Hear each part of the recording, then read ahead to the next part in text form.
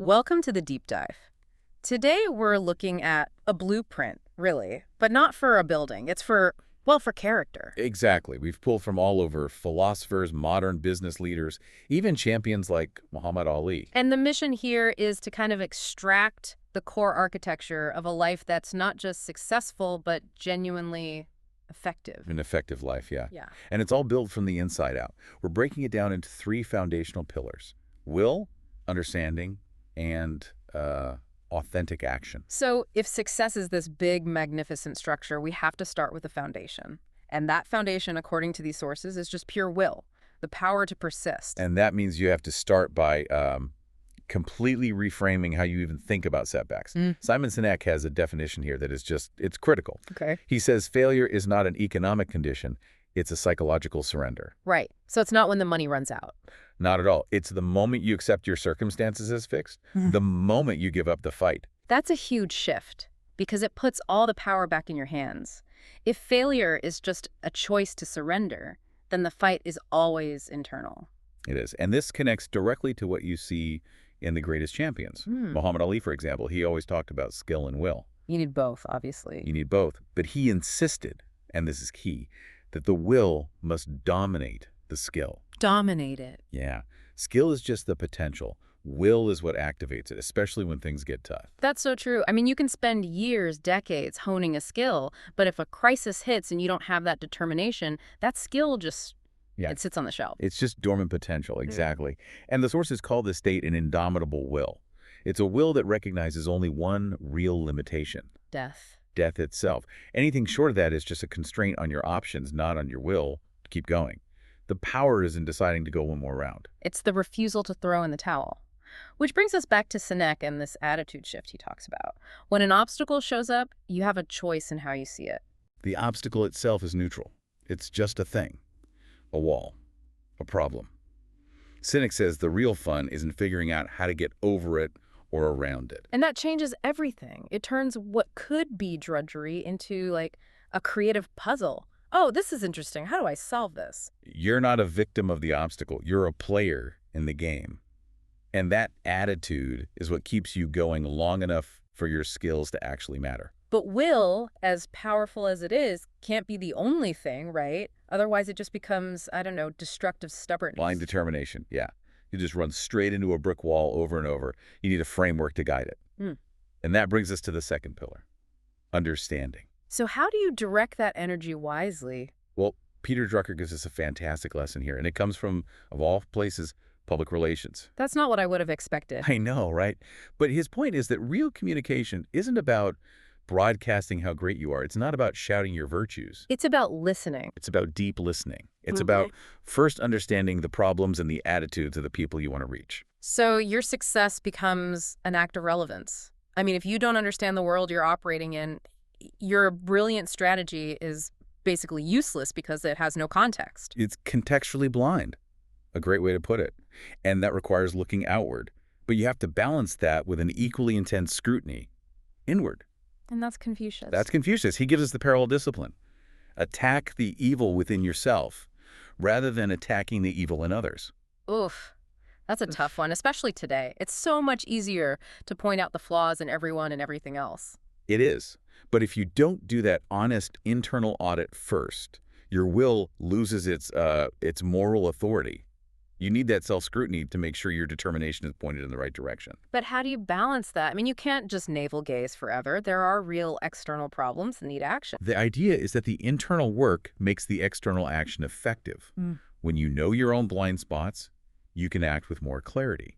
And that's why you have to be open to insight from, well, everywhere, even your enemies. Right. This is that idea from Tolstoy in Ancient Wisdom that an enemy can be more useful than a friend. It sounds harsh, but it's incredibly pragmatic. Your friends, they love you. They often forgive your weaknesses. They let things slide. They do, but an adversary. They are highly motivated to find every single crack in your argument, in your character. Yeah. They're like your own unsolicited quality control department. That is a brilliant way to reframe opposition, not as an annoyance, but as a resource. If you can stomach it. The wise person doesn't care who the messenger is. If the insight is valuable, you take it. And that combination of self-awareness and world awareness, that's what leads into the third pillar. This is where we actually build the thing, intentional action. And the material we use to build it is heavy. Leo Tolstoy says, a word is an action. We tend to separate those two things, speaking and doing. But they're the same. To speak without feeling or to lie, it fractures your integrity. It creates this gap between who you are on the inside and what you're projecting. Which is why the practical advice here is so absolute. Never lie, no exceptions. It's not just about morals, it's about being a coherent, effective person. Right. And you see this character, this whole architecture of will, understanding, and integrity play out so clearly in the metaphor of the playing field, like a golf course. You are the way you play. I love that. Every shot reveals something about you. It really does. And there's this breakdown of a thoughtful chipping technique that is just a perfect microcosm for how to approach any challenge in life. Okay, let's walk through that because it's so strategic. So step one, assess the lie. Where are you actually? Not where you want to be, the messy reality of right now. Messy reality. This requires that honesty we talked about. Then step two, decide on a landing spot. Not the hole necessarily, but the immediate achievable goal. The first domino you need to tip over. Exactly. Then step three, imagine how the ball will roll after it lands. You have to consider the terrain, the context, the external forces. Because the job isn't done just because you executed the first step perfectly. Right. And only then, after all that, comes step four, choose the club. You select your tool based on the context, not just because you have a favorite hammer. It's planning, visualization, then execution, not just pure reaction. And this whole process reinforces this great maxim that it takes 22 feet to score a goal. Why 22 feet? That sounds so specific. It's a metaphor, probably from soccer or hockey. The point is, after all the planning, after you take the shot, there's still a distance to cover. There's still work to be done. You have to follow through. Ah, so no amount of brilliant strategy replaces the actual work of getting the ball over the line. None. You have to traverse the field. Which brings us to the final guardrails for all of this. Wisdom, preparation, and restraint. Preparation seems key here. There's a big difference between being reckless and being a visionary. A huge difference. And it comes down to knowing the rules. The reckless person breaks the rules because they don't know them. The visionary, on the other hand, understands the rules so deeply they know exactly how and when to transcend them. That's how you get innovation, not just chaos.